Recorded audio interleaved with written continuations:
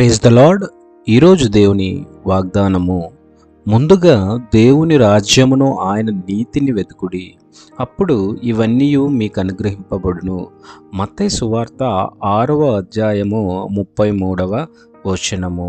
మన ప్రభువైన యేసుక్రీస్తు నామంలో మీ అందరికీ వందనాలు. ఈరోజు మనం ధ్యానించబోయే వాక్యము మన జీవితంలోని ప్రాధాన్యతల గురించి మాట్లాడుతుంది. మన జీవితంలో ప్రతిరోజు ఎన్నో విషయాల కోసం పరుగులు తీస్తుంటాం. డబ్బు కోసం పరుగులు, ఉద్యోగం కోసం పరుగులు, వ్యాపారం కోసం పరుగులు, ఇంటి కోసం, పిల్లల భవిష్యత్తు కోసం, మంచి స్థానం కోసం పరుగులు. ఇవన్నీ తప్పు కాదు, కానీ ఈ అన్నింటి మధ్య ఒక ముఖ్యమైన ప్రశ్న ఉంది. నా జీవితంలో దేవునికి మొదటి స్థానం ఉందా? అదే ప్రశ్నను ఈరోజు దేవుడు తన వాక్యం ద్వారా మన ముందు ఉంచుతున్నాడు. ఈ వాక్యాన్ని యేసు ప్రభువు కొండ మీది ప్రసంగంలో చెప్పారు. ఆయన చుట్టూ ఉన్న ప్రజలు కూడా మనలాగే అనేక చింతలతో జీవిస్తున్నారు. ఏం తింటాం, ఏం ధరిస్తాం, రేపు ఎలా ఉంటుంది అని ఆందోళన పడుతూ ఉన్నారు. అప్పుడు యేసు ప్రభువు ఆకాశ పక్షులను చూపించాడు. అవి విత్తవు, కోత కోయవు, గోదాముల్లో దాచుకోవు, అయినా పరలోక తండ్రి వాటిని పోషిస్తున్నాడు. తర్వాత పొలంలోని పువ్వులను చూపించాడు. అవి కష్టపడవు, నేయవు, అయినా వాటి అందం రాజైన సొలొమోను మహిమ కంటే గొప్పగా ఉంది. అప్పుడు యేసు ఒక గొప్ప సత్యాన్ని చెప్పాడు. మీ పరలోకపు తండ్రికి మీ అవసరాలన్నీ తెలుసు. ప్రియమైన దేవుని బిడ్డలారా, మన సమస్య ఏమిటంటే మనము దేవుని ఆశీర్వాదాల ద్వారా వెతుకుతాం. ముందు ఉద్యోగం రావాలి, ముందు డబ్బు రావాలి, ముందు సమస్యలు తీరాలి, తర్వాత దేవుని గురించి ఆలోచిస్తాం. కానీ దేవుడు చెబుతున్నాడు, ముందుగా నన్ను వెతుకు, ముందుగా నా రాజ్యాన్ని వెతుకు, ముందుగా నా చిత్తాన్ని వెతుకు, మిగతా వాటిని నేను చూసుకుంటాను. బైబిల్లో సొలొమోను జీవితాన్ని చూడండి. దేవుడు అతనికి ఒక అవకాశం ఇచ్చాడు. నీకేం కావాలో అడుగు అని చెప్పాడు.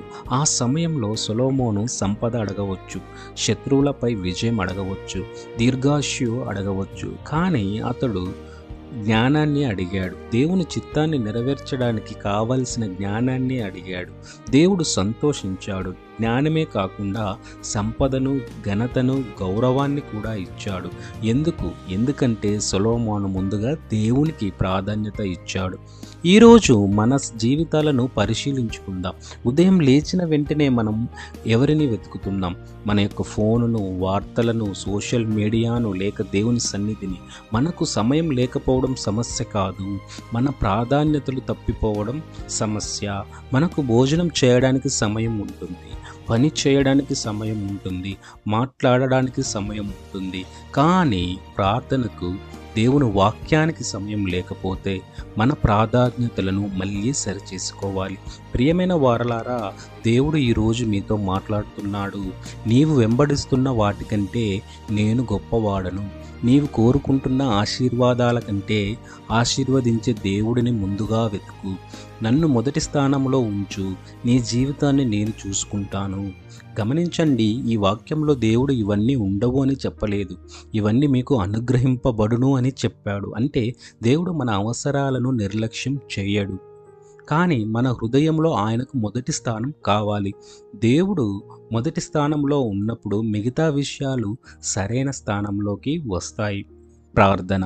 ప్రేమగల పరలోకపు తండ్రి, ఈరోజు నీ వాక్యం ద్వారా మాతో మాట్లాడినందుకు నీకు వందనాలు. ప్రభువా, చాలాసార్లు మేము నిన్ను కాకుండా ఈ లోక విషయాలను ఎక్కువగా వెతికాము.